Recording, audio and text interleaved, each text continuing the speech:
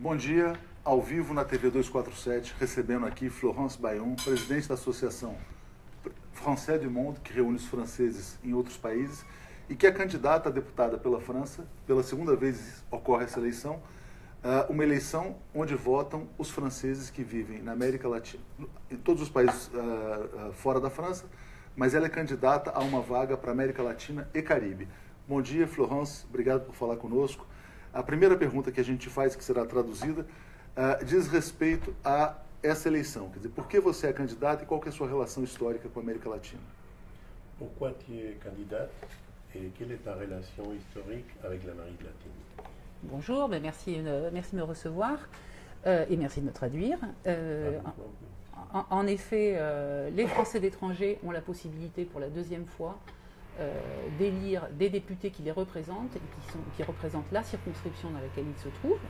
Donc en fait, ce sont des élections qui correspondent aux élections françaises avec ces représentants des Français d'étranger. C'est extrêmement important parce que le message qu'envoie la France, c'est de dire qu'on est français, qu'on habite en France, qu'on habite où qu'on soit dans le monde. On fait partie de la communauté nationale et à ce titre, on a donc le droit d'avoir des représentants à l'Assemblée nationale qui porteront à la fois des dossiers qui concernent les Français de l'étranger, mais qui aussi, comme tout député français, vote le budget, vote la confiance au gouvernement et contrôle l'action gouvernementale, ce qui est l'action d'un député. São quantos eleitores aqui na América Latina para esta eleição? Il y a 100 001 Français environ qui vivent en Amérique latine et qui sont inscrits sur les listes en Amérique latine, ce qui correspond à peu près à 77 000 votants pour cette circonscription. Existe mais ou menos 100.000 franceses que moram na América Latina e, oficialmente, 76.000 estariam inscritos nas listas eleitorais. E quantos costumam votar? Em 2012, foi bastante pouca gente, foi aproximadamente 15%. 15%. Agora, eu gostaria de perguntar a Florence, quer dizer, como que a França hoje vê a situação na América Latina? Quer dizer, onde houve, na nossa visão, um golpe de Estado no Brasil, un coup parlementaire, c'est ce qu'on dit ici au Brasil, onde também houve uma ascensão de uma nova direita eleita na Argentina, há muita pressão sobre a Venezuela. Qual que é a visão da França de maneira geral e a sua visão particular? Quelle est ta vision sur la réalité d'Amérique latine dans laquelle, par exemple, au Brésil, il y a eu un coup d'État promu par les parlements et il y a eu également l'élection d'un homme de droite en Argentine. Muita pressão na Venezuela. Et beaucoup de pression sur le Venezuela. Quel serait ton point de vue? Qu'est-ce que tu en penses de ça? Il y a deux niveaux. Il y a d'abord le fait que les communautés françaises à l'étranger sont souvent influencées par ce qui se passe dans les pays dans lesquels ils résident, notamment parce qu'en Amérique latine, on a énormément de binationaux, de familles binationales ou de latino-américains qui ont acquis la nationalité française, etc. Ce qui veut dire que c'est une communauté en particulier qui est intégrée dans la vie quotidienne, dans la vie politique aussi, de ces pays-là, ce qui n'est pas forcément le cas d'une communauté en Asie, d'une communauté française en Asie par exemple. Donc il y a une influence directe sur la situation politique. Por favor. Está explicando que o caso dos franceses que moram na América Latina é particular. Em geral, são pessoas que têm vínculos com o país no qual moram, ou são simplesmente binacionais. Porque muitos casaram com franceses ou com francesas, como ela é.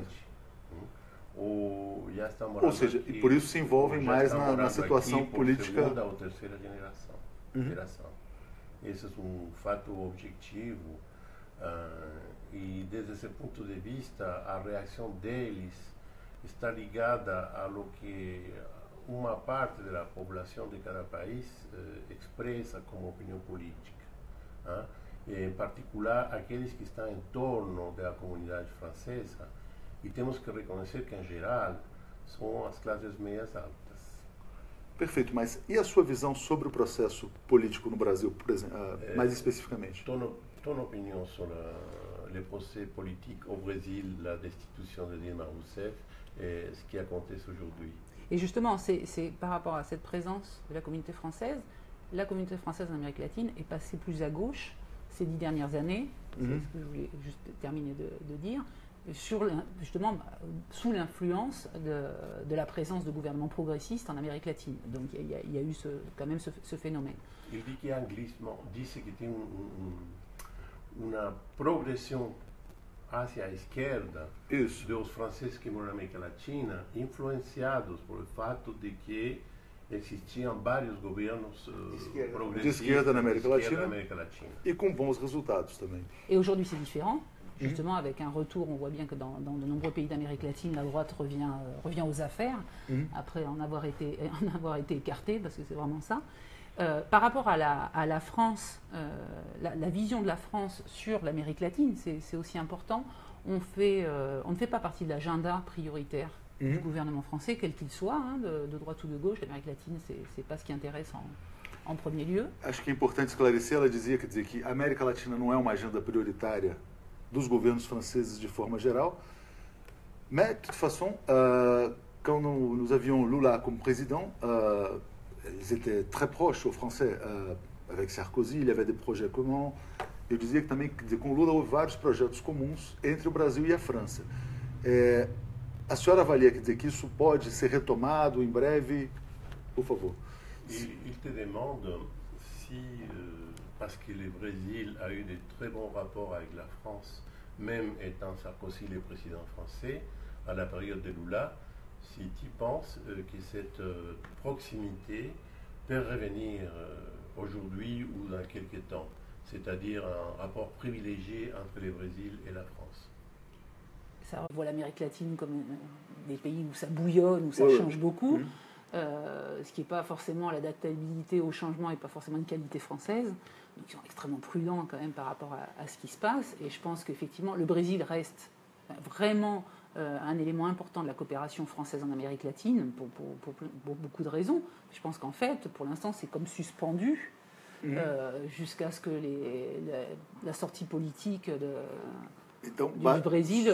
Só traduzindo, ela dizia que fator importante é a estabilidade, quer dizer que os franceses são prudentes. Ele está explicando que os franceses estão suspendidos, esperando que a situação política do Brasil seja esclarecida ou restabelecida.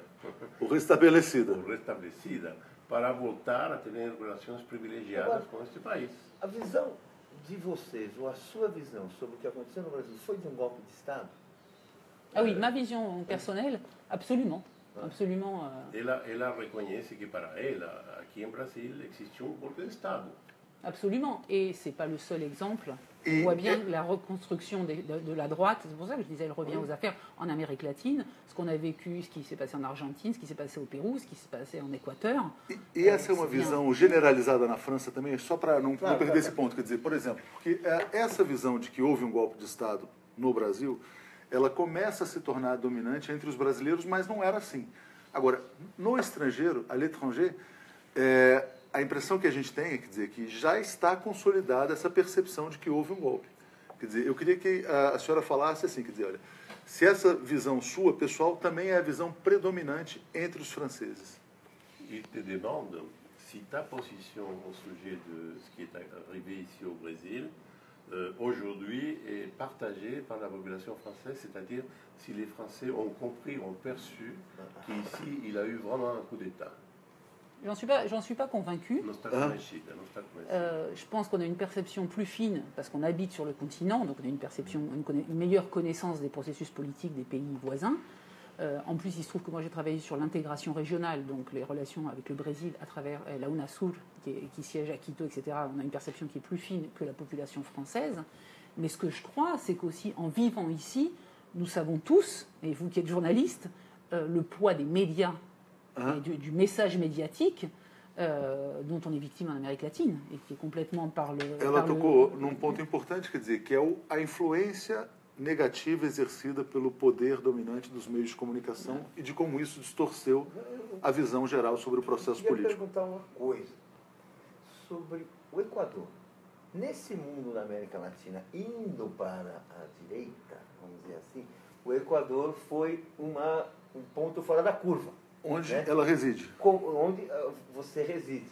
Como que a gente explica, qual a explicação que a gente tem para essa coisa importante que aconteceu no Equador, que foi a vitória da continuidade do governo do Rafael Correa. Como é que explica isso, sendo que essa coisa foi difícil no nosso país? Como é que... Il te dit qu'en observant la situation de l'Équateur, ce pays apparaît comme une exception parce qu'à la place de virer à droite, oui, il a consolidé un gouvernement progressiste de gauche en élissant les successeurs de Correa. Comment tu expliques cette situation? Quel est le motif qui a permis que les pouvoirs continuent à gauche en Équateur? Déjà, il y a l'antécédent, c'est que Rafael Correa a gagné 7 fois, grandement, 7 élections de suite. C'est absolument exceptionnel. Donc c'était quand même, de toute façon, un processus consolidé. Mais si on regarde la différence du nombre de votes, finalement, si on regarde la différence du nombre de votes en Argentine, je veux dire, la différence entre le gagnant et le perdant est minime. Donc de toute façon. Et en Équateur aussi. Et en Équateur, ça a été minime. Ça a même fait l'objet d'accusations de fraude, qui est un grand classique de la droite latino-américaine, en général, qui annonce la fraude avant même voire même quand on ait commencé à pouvoir voter. Donc la différence est minime. Par contre, il y a eu un phénomène qui était similaire à celui du Brésil, c'est-à-dire que les petites classes moyennes qui, grâce à des gouvernements progressistes, ont eu accès à une meilleure qualité de vie. Une fois qu'elle a accès à cette meilleure qualité de vie, elle ne vote plus. Elle passe à droite. Elle passe à droite. Ela falou uma coisa muito interessante, só traduzindo aqui, Paulo. Quer dizer, ela disse que o Rafael Correa, quer dizer, ganhou 7 eleições consecutivas, seja presidenciais, legislativas, e nessa última eleição, embora tenha ganhou por uma margem muito pequena, ou seja, poderia ter perdido como a esquerda perdeu na Argentina. E ela falou de um fenômeno que é interessante, que é, bom, a nova classe média, ela cresce sob governos progressistas, mas depois passa à direita. E é o que aconteceu aqui também. É favorecida? É favorecida por políticas. E o porquê desse fenômeno? Quer dizer, por que existe essa migração? Quer dizer, essa nova classe média, ela se sente proprietária de alguma maneira? Quer dizer, por que há uma mudança, por que essa mudança exatamente? De percepção? Aqui em Brasília? Non, en Équateur, en Amérique latine en général. Pourquoi ce changement, à votre avis? Alors, les gens qui ont une croissance sous le gouvernement de gauche passent à droite, tournent à droite. Parce que malheureusement, je pense que, et c'est le cas en Équateur, déjà, c'est une amélioration de leurs conditions de vie, mais qui n'ont pas forcément, qui ne sont pas pleines de sens. Enfin, c'est un accès, un meilleur pouvoir d'achat, par exemple, ce qui n'est pas forcément suivi d'une qualité culturelle, d'un niveau intellectuel qui suit aussi avec ça. Et ce qui est intéressant en Équateur, en tout cas, c'est que, bon, on peut discuter si c'était un gouvernement de gauche, si c'était un gouvernement progressiste, bah oui, on peut en discuter, pas forcément sur tous les sujets. Mais ce qui est vrai, ce qu'il faut reconnaître à Rafael Correa, que même l'opposition reconnaît, c'est d'avoir modernisé l'État. Donc en modernisant l'État, qui en avait vraiment besoin, en lui redonnant un rôle central, ce qui me semble, moi, un impératif dans de nombreux pays face à un système capitaliste sauvage, en redonnant ce rôle à l'État, en tout cas, les classes populaires ont continué à le soutenir jusqu'au bout, parce qu'elles ont eu accès à des livres gratuits pour l'école, aux services basiques pour leurs enfants, à une meilleure qualité dans leur quartier, etc. Pas au pouvoir d'achat, à une meilleure qualité de vie. É muito importante traduzir esse ponto, quer dizer, porque ela falou, quer dizer, que a questão em muitos países da América Latina se limitou a um ganho de poder de compra, mas não necessariamente a uma melhor formação cultural e formação política. No Equador, ao contrário, quer dizer, houve, além do melhor poder de compra, também uma, vamos dizer assim, modernização do Estado e um aperfeiçoamento cultural, vamos dizer assim, quer dizer, melhor acesso a bens culturais, livros, enfim, quer dizer, isso de alguma maneira contribuiu para a formação política no país. Et de la même façon, il y a eu une grande réforme de l'enseignement supérieur, ce qui veut dire qu'il y a des groupes historiquement marginalisés en Équateur qui ont eu accès à l'enseignement supérieur. Et donc on a toute une ressource humaine, puisqu'il y a beaucoup de jeunes en Amérique latine. C'est la première génération à avoir accès à l'université. Et il y a eu tout un système de soutien financier, puisque ce sont en général des jeunes qui font vivre aussi leur famille, pour leur verser un salaire, pour qu'ils puissent aller... La même chose au Brésil, voilà. mais parfois les gens n'ont pas été reconnaissants. Voilà, je sais que c'était la même chose au Brésil. A notícia que a gente tem é que o presidente Rafael Correa teve uma postura em relação aos grupos de mídia um pouco mais altiva do que no Brasil. No Brasil, mesmo o governo Lula, ele praticamente manteve intocado o monopólio dos grupos de mídia. No Equador, como é que foi isso? É importante perguntar, quer dizer, porque como ela falou do poder da mídia na América Latina, como que foi a relação entre Rafael Correa e os grupos de comunicação e qual a importância disso? Bon, lui, il rappelle que malheureusement ici au Brésil, Lula n'a pas touché aux médias, il n'a pas exigé une certaine transparence, la déontologie nécessaire des médias. Tandis que, apparemment en Équateur, Correa, il a eu le courage d'affronter les médias pour éviter qu'il continue à publier des informations avec une fausse perception de la réalité. Quel est ton point de vue là-dessus? Il y a eu un vrai travail parce que les médias... Vous regardez le travail. Les médias appartiennent aux banques. Ouais. C'est ça la réalité de l'Amérique latine, bon, même de l'Europe. Hein. Les médias appartiennent aux banques. Or, en Équateur, il y a eu une crise bancaire puisque les banquiers sont partis, avec toutes les retraites, avec tout l'argent de l'État, sont partis à Miami. Et ils étaient aussi propriétaires de 250 entreprises, dont un certain nombre de médias, la télévision, qui est quand même le média qui... Une sorte de colonie. Ah, mais complètement.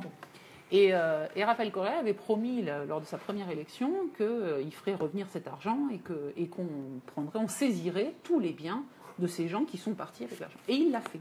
Il l'a fait. Et ces médias sont devenus des médias publics, ce qui n'existait pas en Équateur. À travers ces médias, on a créé des médias publics pour la première fois dans l'histoire de l'Équateur. C'est important de traduir.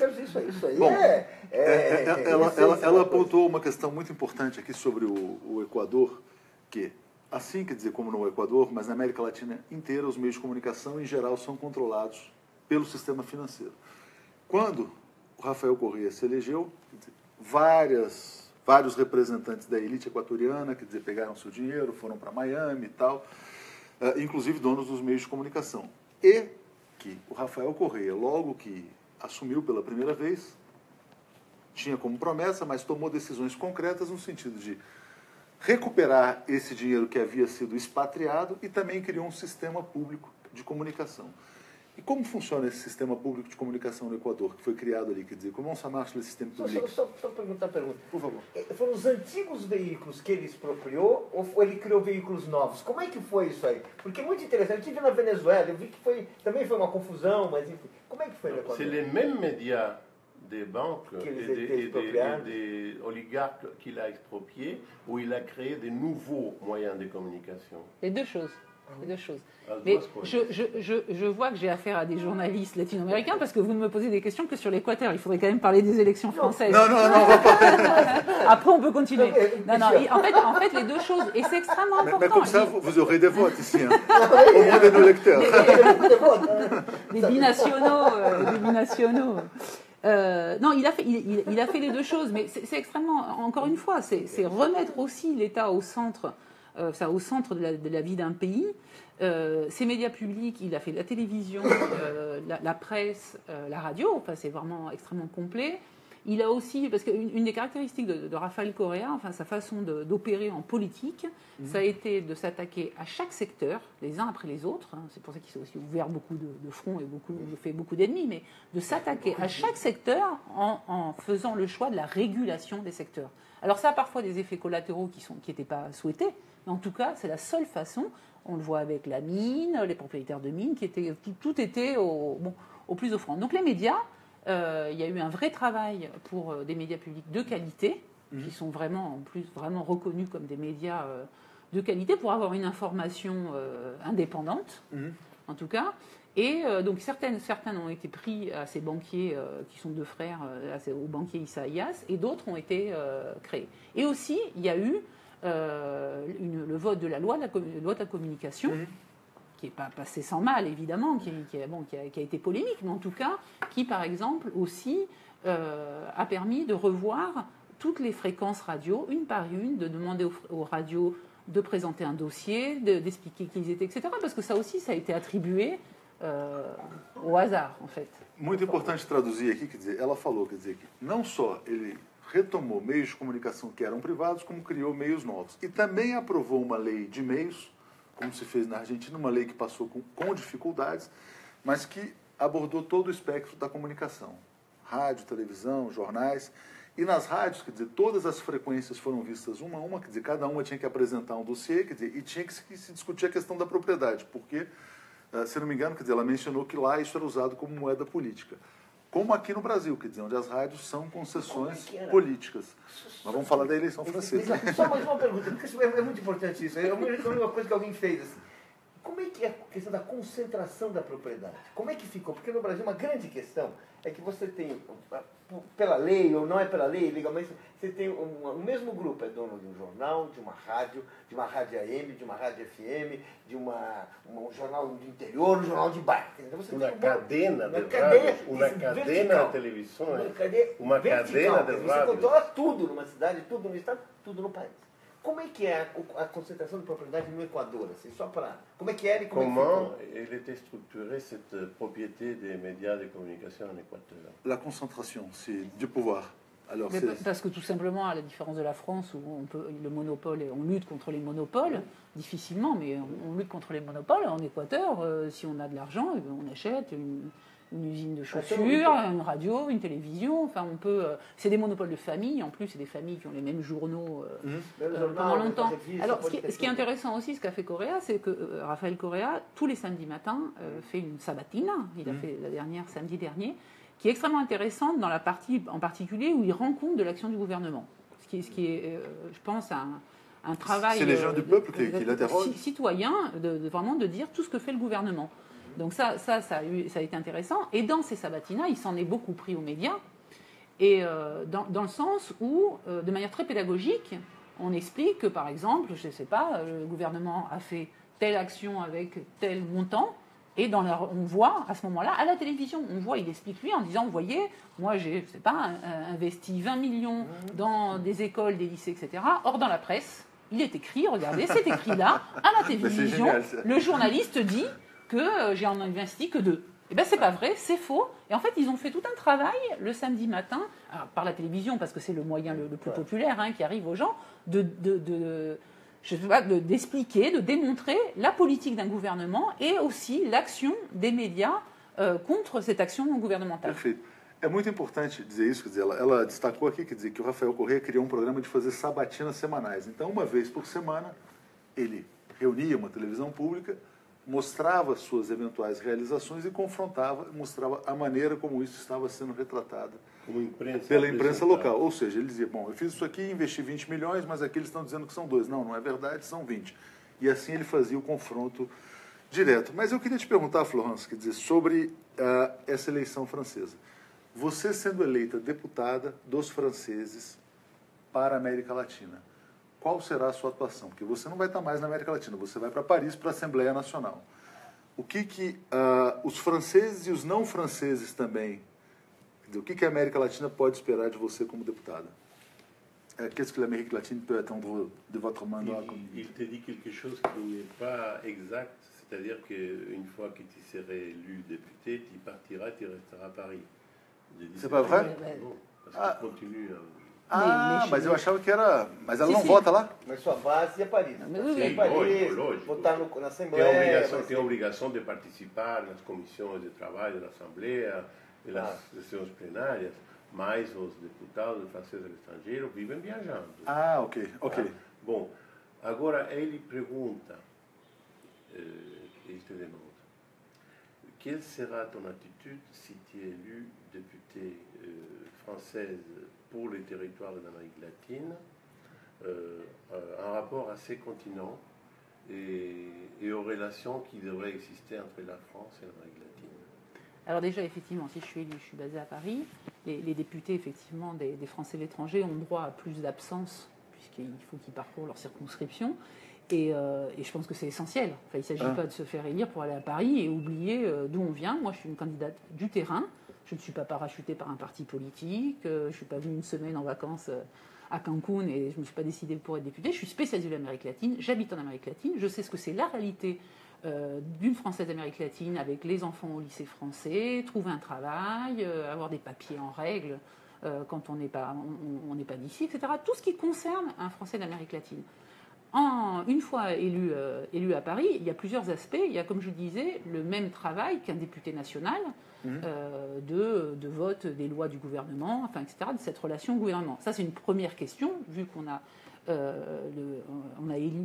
été élu le président Macron, qui n'est pas représentant de mon parti politique, donc déjà j'ai une position par rapport à ce que proposera ce gouvernement-là en particulier. Ensuite, je pense que c'est important de continuer à travailler sur les sujets qui intéressent les Français d'Amérique latine, c'est-à-dire l'accès au lycée français, puisque l'éducation est gratuite en France mais pas à l'étranger, la fiscalité par exemple, les études, l'enseignement supérieur pour les Français, tout simplement. Quand on est un Français binational et qu'on a toujours vécu au Brésil, au moment où on veut aller faire ses études en France, on n'a pas de numéro de sécurité sociale français, parce qu'on n'a jamais vécu en France, et pourtant on est un Français. Donc tous ces sujets vraiment de la vie quotidienne qui intéressent les gens qui votent pour quelqu'un qui s'intéresse à ça.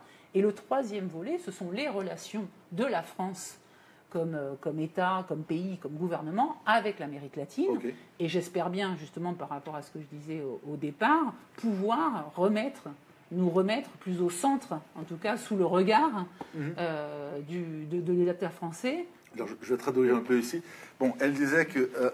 aliás, ela dizia que a atuação dela vai ser muito voltada para os interesses dos franceses na América Latina, que passa pela educação, pela questão fiscal, ensino superior, acesso a vários, vamos dizer assim, serviços públicos, quer dizer, o fato de que os franceses que vivem na América Latina muitas vezes não têm nenhum número de seguridade social quando voltam à França, mas também, quer dizer, que a atuação dela não é voltada só para os franceses que vivem na América Latina. Ela também vai tentar colocar a América Latina no centro da agenda francesa. E quantos candidatos são? C'est combien de candidats? Pour cette circonscription, 19. 19 candidatos para uma vaga agora no dia 3 de junho. Esse é o primeiro turno, depois tem o segundo turno. Aí há 2 ou 3. Agora, eu queria te perguntar então, porque isso chamou a atenção de uma maneira bastante forte aqui no Brasil, a eleição do presidente Macron na França. E que foi surpreendente, quer dizer, porque muitas pessoas imaginavam que seria uma polarização direita-esquerda, como é tradicional na França, né? De um lado a direita lá republicana, de outro socialistas, e de repente uma força nova veio e venceu. Qual é a sua explicação para a vitória do presidente Macron na França? Comment vous expliquez la victoire de Macron en France? En France et à l'étranger. Il dit qu'ici, on croyait qu'une fois de plus, il y aurait cette polarisation droite-gauche, et puis que la réalité a été différente. Comment tu expliques cette victoire de Macron? Il bénéficie d'un... Bon, il a des qualités personnelles. C'est un homme intelligent, c'est un homme préparé, c'est un énarque, ce qui en France est un sésame ouvre-toi, donc il a des qualités personnelles évidentes. En revanche, je pense que ce dont il a bénéficié, c'est que les partis, entre le Parti socialiste, les républicains, ils se sont empêtrés dans un système de primaires ouvertes qui finalement prennent du temps, rendent fragile le candidat qui finalement sort de ces primaires, alors que lui, il n'a pas... Comme d'ailleurs Marine Le Pen et Jean-Luc Mélenchon, il n'a pas perdu de temps dans des primaires puisque ce sont des candidats partis. Enfin, c'est un parti qui est autour de la figure d'un candidat. Donc, effectivement, il gagne du temps sur cet aspect. Só explicando, ela falou, quer dizer, que, enfim, quer dizer, nessa polarização que se imaginava, quer dizer, tanto os candidatos da direita como da esquerda passaram por primárias e os vencedores das primárias saem fragilizados, porque existe uma disputa interna que é pública. Enquanto o Macron, a Marine Le Pen e o Mélenchon são candidatos pessoais que são praticamente donos dos seus partidos. Donc déjà, et puis par ailleurs, je pense qu'il y a des gens qui ne se retrouvent, comme il manquait la droite et la gauche, mais que par contre l'extrême droite et l'extrême gauche ont séduit beaucoup de gens. Je pense qu'il y a un vote massif de gens qui ont peur, enfin, ou à droite, ou que ça part trop à droite, ou trop à gauche, donc qui se remettent au centre. Donc je pense que ça lui a aussi bénéficié. Mais là encore, c'est bien grâce aux médias français et au monopole médiatique. On a eu quand même Macron et sa femme en photo dans la presse française pendant des mois. Donc il faut... et à la télévision, pareil. Donc de toute façon, il y a une espèce de coalition... qui n'est pas secrète, puisqu'on le sait, enfin, une coalition ele foi silencieuse. O candidato do sistema, de certa maneira? Coalition financiero-médiatique. Perfeito. Que é une réalité mondiale. Só traduzir, então, o que ela falou rapidamente, quer dizer, ela dizia, assim, quer dizer, que o Macron também foi muito beneficiado pelo apoio maciço né, dos meios de comunicação e do sistema financeiro, quer dizer, foi uma espécie de candidato oficial, e que a população francesa, quer dizer, com medo da extrema-direita e da extrema-esquerda, se encaminhou para o centro.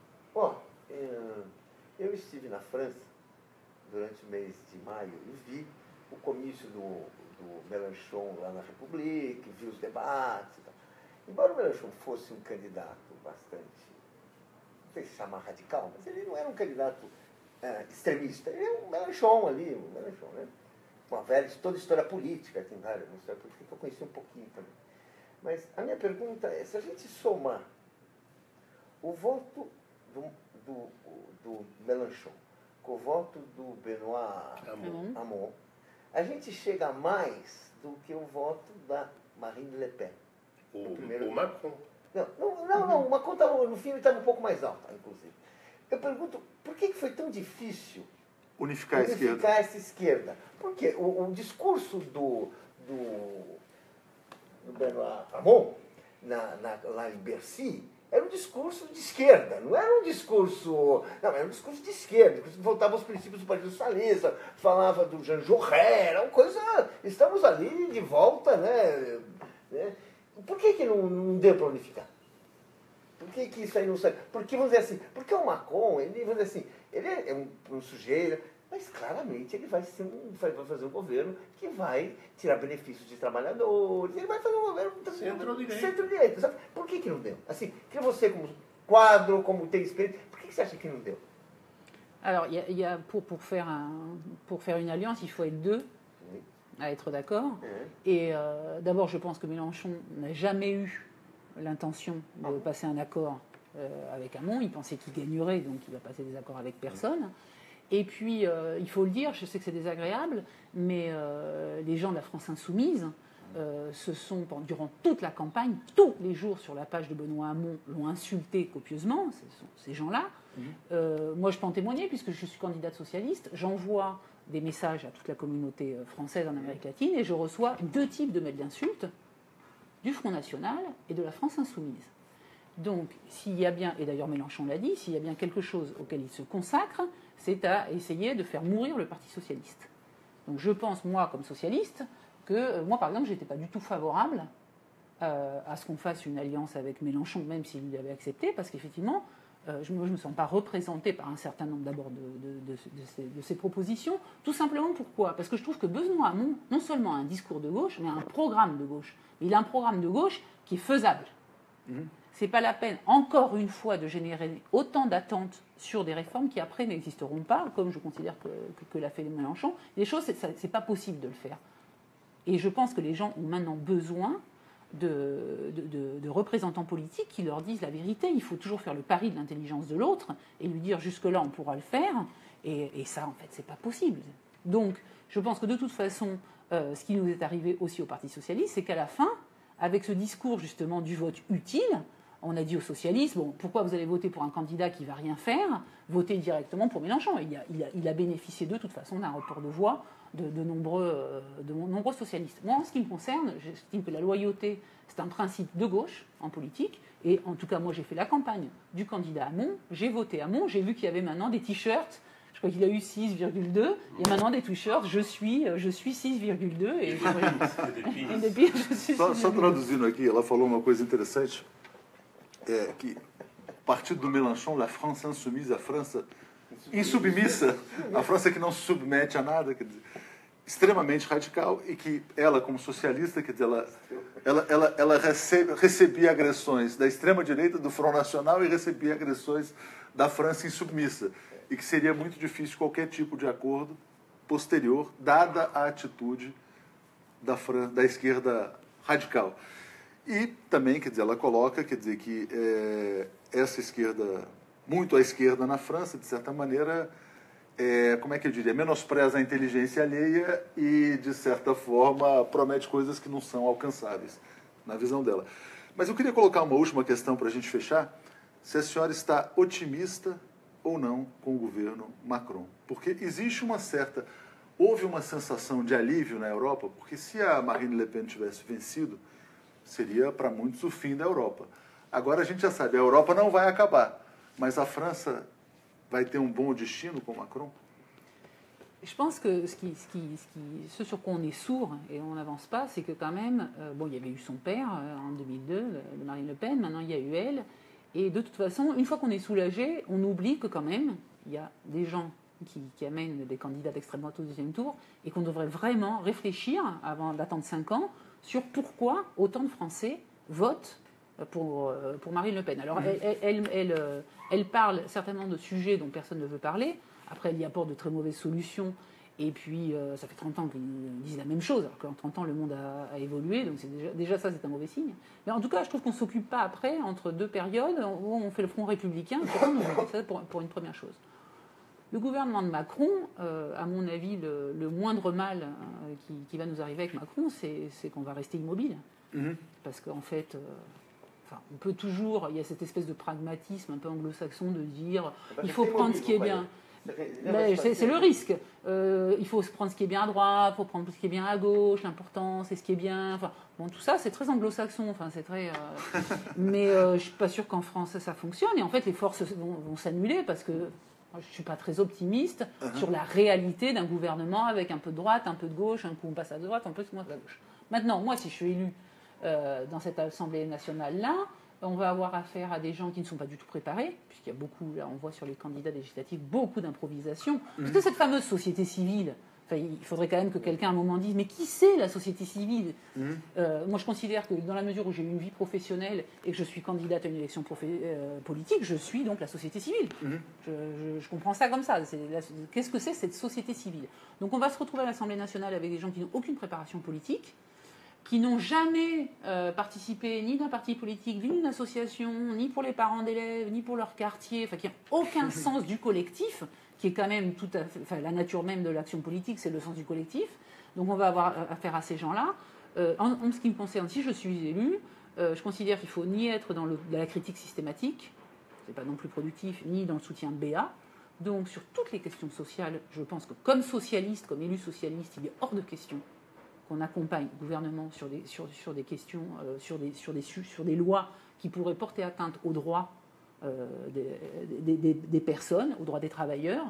Toute la question sociale, il faudra être extrêmement vigilant pour ne pas rendre encore plus facile tout ce capitalisme sauvage et toute cette dérégulation qui nous arrive avec la mondialisation.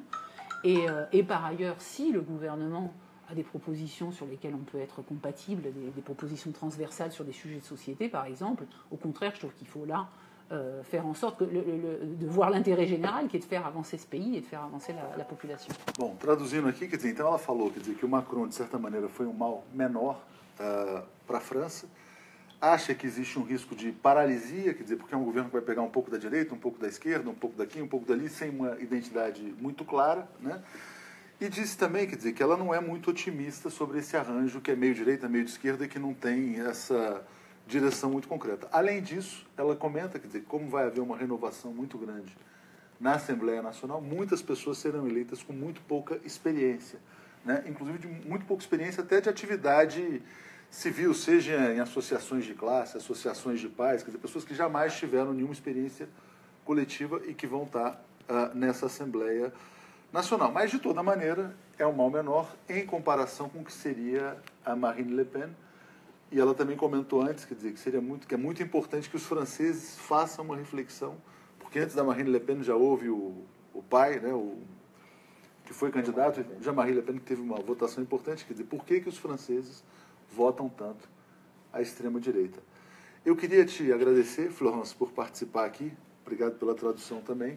Foi uma entrevista diferente das que a gente costuma fazer, mas interessante porque os brasileiros se interessam muito também pela questão internacional e principalmente pela França, que é um país bastante amado pelos brasileiros. Alors, je vous remercie et je vous laisse la parole. Oui, pour dire simplement que la France considère que les binationaux sont des Français, c'est-à-dire qu'un franco-brésilien, c'est un Français. Okay. Donc, ces franco-brésiliens, par exemple, devraient voter et s'intéresser à ce qui se passe en France, puisque un député comme moi, mon action concernera aussi leur vie de franco-brésiliens, qu'ils soient au Brésil, qu'ils soient en France ou qu'ils soient ailleurs d'ailleurs. Donc il faudrait réussir à ce que ça intéresse davantage les franco-brésiliens qui seront directement concernés par ce qu'on peut obtenir. Le vote, c'est le 3 juin. La mauvaise nouvelle, c'est que le vote électronique a été supprimé pour cette fois-ci, alors que je sais qu'au Brésil, ça existe depuis très longtemps. Donc ça veut dire que les Français qui ne sont pas près des bureaux de vote ne pourront pas voter, ce qui est quand même une perte dans nos droits, puisqu'on n'est pas dans l'égalité des droits avec des Français en France. En tout cas, pour ceux qui sont près d'un bureau de vote, c'est important d'aller voter, c'est important de s'intéresser à cette élection. Et dans les Amériques, donc au Brésil, elle aura lieu le 3 juin et le 17 juin, le deuxième tour. Parfait. Merci beaucoup. Alors, elle dit que... Bom, desculpa. Ela diz que a votação é no dia 3 de junho, primeiro turno, segundo turno dia 17 de junho, e que é muito importante que os franco-brasileiros participem da votação, porque o franco-brasileiro, ou franco-brasileira, são considerados franceses pela lei francesa. Ou seja, quer dizer, é muito importante que se engajem nesse processo e que se interessem, quer dizer, pela atuação da Assembleia Nacional em relação à América Latina. Muito obrigado e boa sorte. Bonne chance. Merci.